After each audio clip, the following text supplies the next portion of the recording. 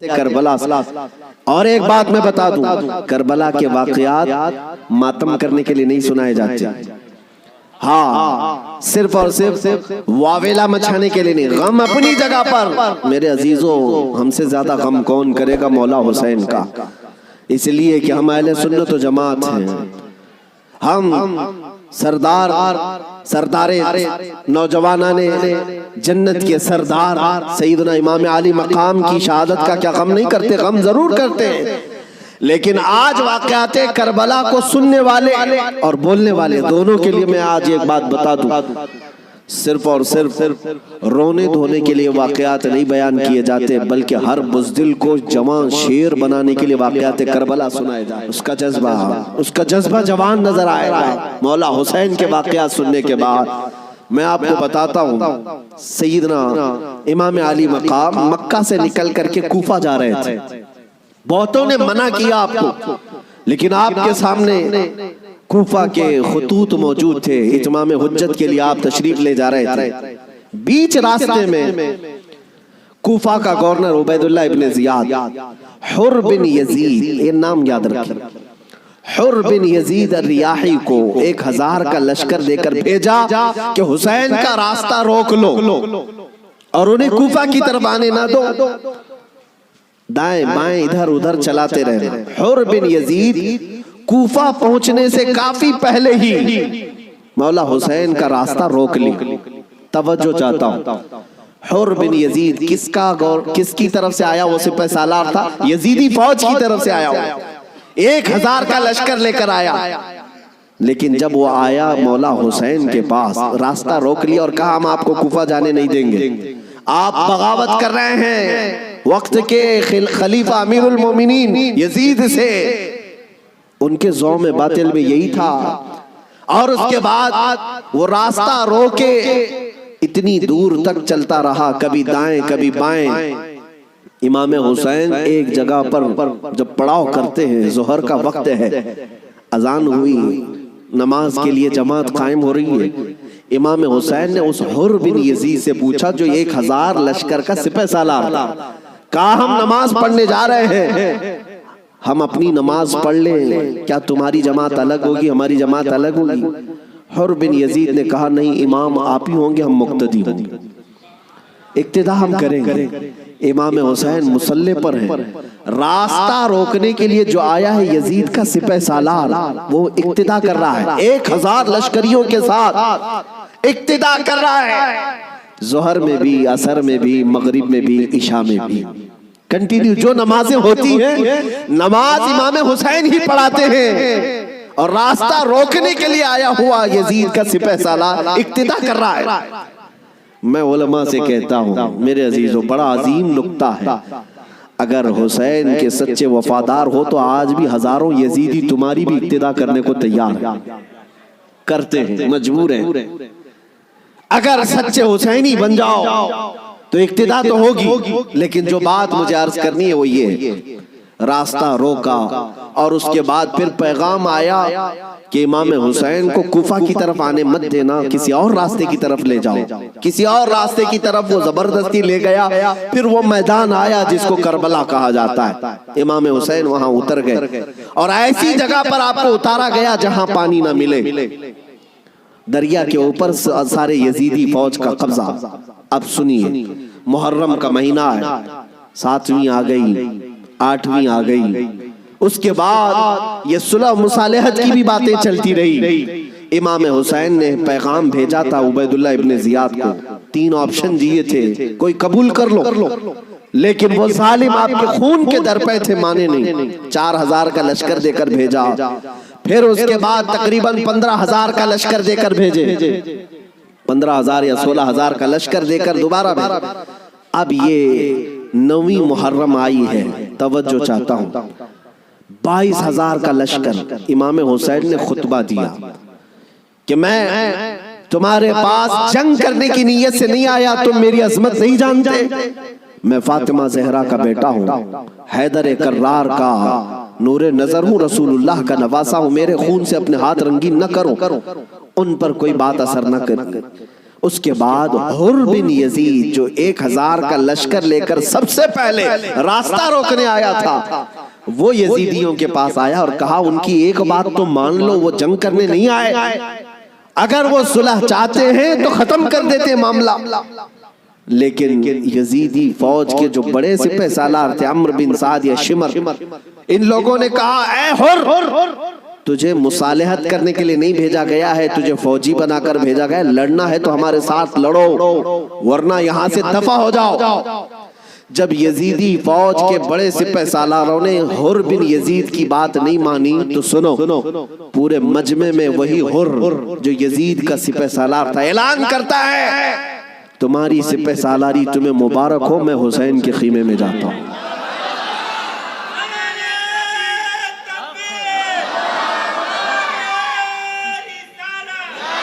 तवज्जो, हुर बिन यजीद ने कहा मुझे अब नजर आ रहा है कि हक और हक्कानियत हुसैन के खीमे की तरफ है, मुझे जाने दो। उन लोगों ने कहा तुम जा सकते हो। हुर बिन यजीद को पता था हुसैन के साथ जाने का क्या अंजाम हो सकता है। 22,000 का लश्कर जर्रार है और इधर सिर्फ 80-82 लोग हैं। ऐसे वक्त में एक छोटी जमात का साथ कौन दे सकता है, जहां भारी भरकम लश्कर सामने मौजूद हो। मेरे अजीजों, एक छोटी जमात का साथ सिर्फ वही दे सकता है जिसके सीने को मौला हिदायत के लिए खोल देता है। मैंने देखा है मुसीबतों के वक्त कौन हमारे साथ खड़ा होता है। लोगों की नजरों में बहुत बड़ी बड़ी हुकूमतें होती हैं, अरे बहुत सारे लोग तो डर जाते हैं इनके साथ खड़े हो जाएं, फोटो में आ जाएंगे तो कल केस हमारे ऊपर भी हो जाएगा। मेरे अजीजों, मैं अपनी बात नहीं करता, लेकिन एक बात जरूर है, हक जमात अगर अकलियत में भी क्यों ना हो, अल्लाह की मदद आज या कल उसी के साथ होगी। अगरचे आज वो मजलूम नजर आए, लेकिन अल्लाह ताला गालिब फरमाएगा। हुसैन आजम के पास हुर बिन यजीद आ गए। जिस बात की तरफ मैं तुम्हें ले जा रहा हूं, उसके लिए इतना लंबा वाकया बयान करना पड़ा। जो असल लुब्बे लुबाब है, जो खुलासा है इस वाकये का, वो अभी अनकरीब बयान करता हूं। नौजवानों तवज्जो से सुनो, तवज्जो। हुसैन इब्न अली रज़ी अल्लाह ताला अन्हु के पास आ गया हुर बिन यजीद, कदमों में गिरा, कहा मौला मुझे माफ फरमा ले, मैंने रास्ता रोका आपका, मैं आपको मजबूर किया इस मैदान में आने के लिए, लेकिन मैं आपके साथ अब उस वक्त तक रहूंगा जब तक मेरी आखिरी सांस ना आ जाए। मैं आपकी हिमायत में लड़ूंगा।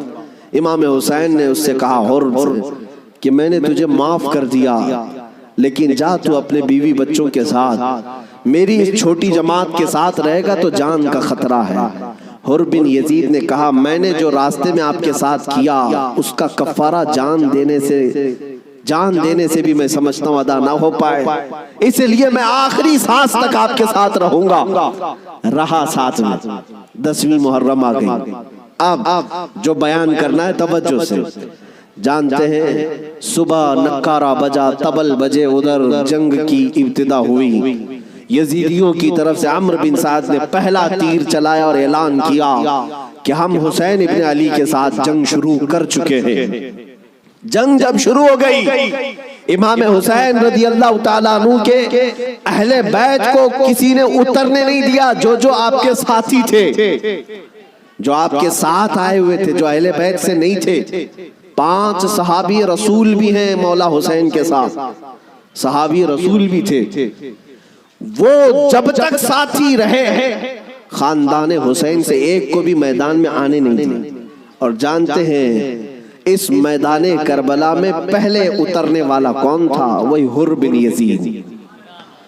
और किसकी जानिब से? इमाम हुसैन की तरफ से।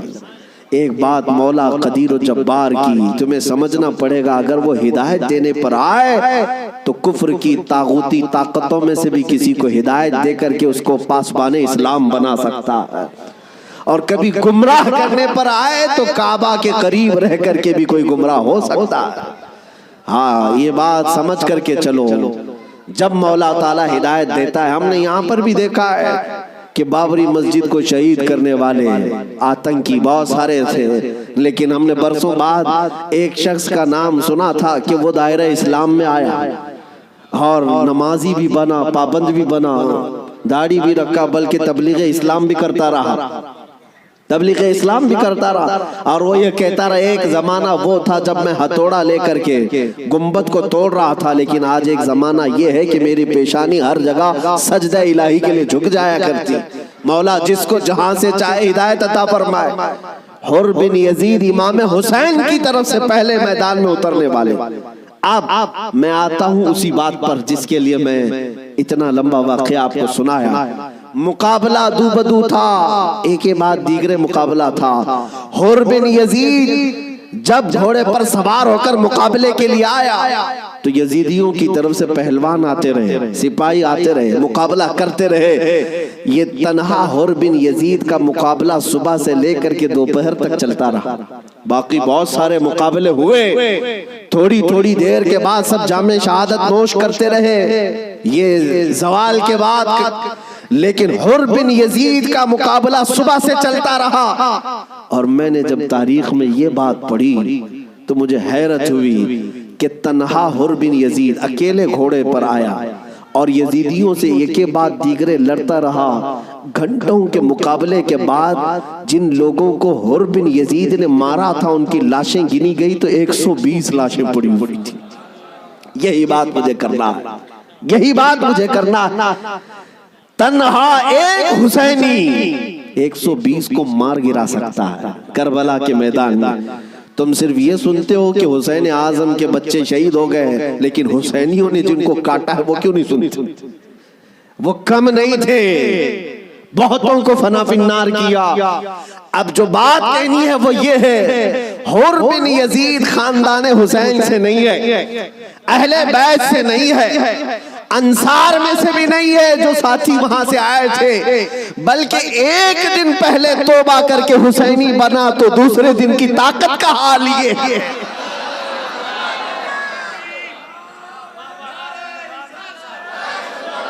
अब बात समझ में आ गई, बात समझ में आ गई। एक दिन का हुसैनी 120 पर भारी हो सकता है, तो जो बचपन से हुसैनी है वो हजारों पर जरूर भारी होगा। क्यों ना भारी होगा? आला हज़रत फाजिल बरेलवी रज़ियल्लाहु ताला अन्हु निस्बत कादरियत पर फख्र करते हुए कहते हैं, क्या दबे जिस पे हिमायत का हो पंजा तेरा, शेर को खतरे में लाता नहीं कुत्ता तेरा।